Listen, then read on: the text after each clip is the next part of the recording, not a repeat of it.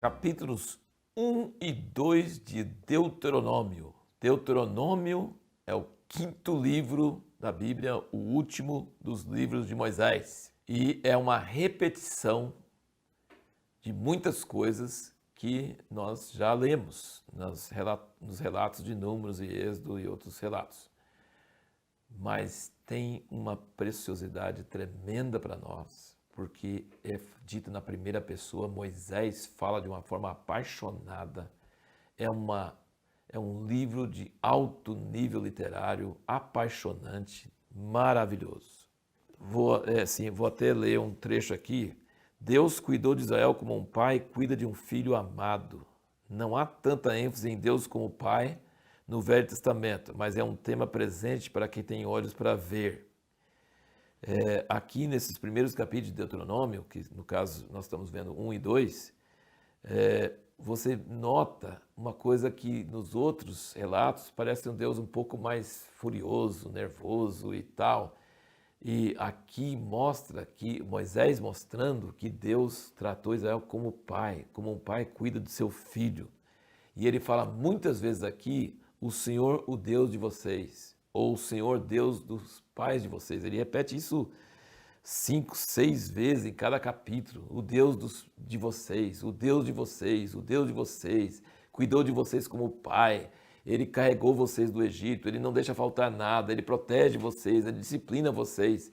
Então, o livro de Deuteronômio, se nós não tivéssemos na Bíblia, nós faltaríamos essa imagem de Deus como pai, com Deus de amor, um Deus que ama e que Deus quer que nós amemos a Ele. Então esse lado afetuoso, esse lado de amor de Deus é algo que é muito ressaltado no livro de Deuteronômio, muito precioso. Então forma uma coisa muito importante ouvir a repetição dessas coisas, mas nesse contexto apaixonante de Moisés falando do amor de Deus por nós como Pai e de nós para com Ele. E aqui, interessante que tem várias coisas que você vai notar que dá um pouco de diferença dos outros relatos. Tem algumas diferenças, mas isso não muda o sentido geral. Mas, por exemplo, ele fala que Edom e Moabe deixaram eles passar. E nos outros falaram que eles não deixaram passar. Mas tudo bem, isso aí não vai mudar nada gravemente na história.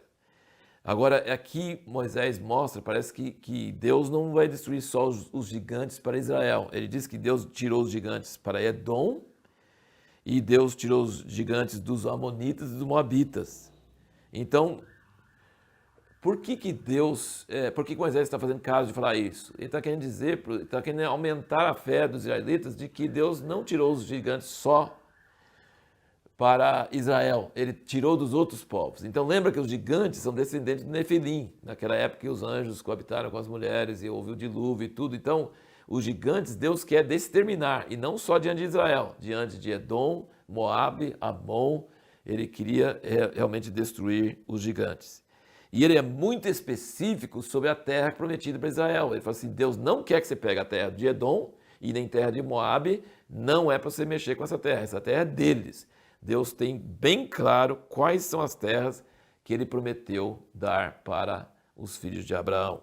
A questão da terra de Sion e Og, essa vitória de Israel sobre esses primeiros reis aí, esses dois reis aí, que ficavam do outro lado do Jordão, que Manassés e a meia tribo de Manassés e Ruben e Gade herdaram, essa vitória sobre esses dois reis é comentada nos Salmos, é comentada em muitos lugares, porque foram as primeiras vitórias do povo de Israel sobre inimigos. Então, assim, é ressaltado como Deus pegou essa nação de escravos e eles venceram esses dois reis poderosos e tomaram a sua terra.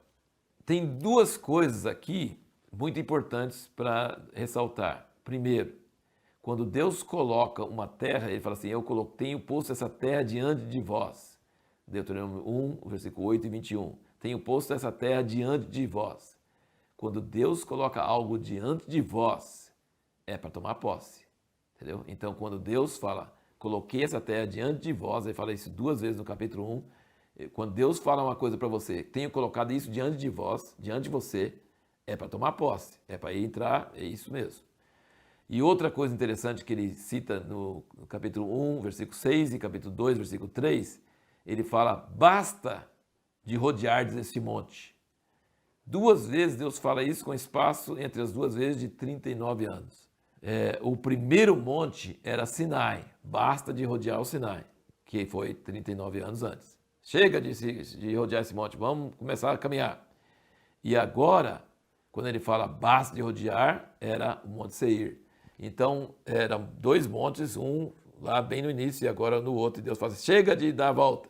Então, às vezes, em nossas vidas também, Deus fala conosco, basta de você repetir essa mesma lição, você já aprendeu, agora vamos para algo novo, algo diferente. Tem hora que Deus deixa a gente rodeando um monte muito tempo, porque a gente não passa a prova, não consegue vencer.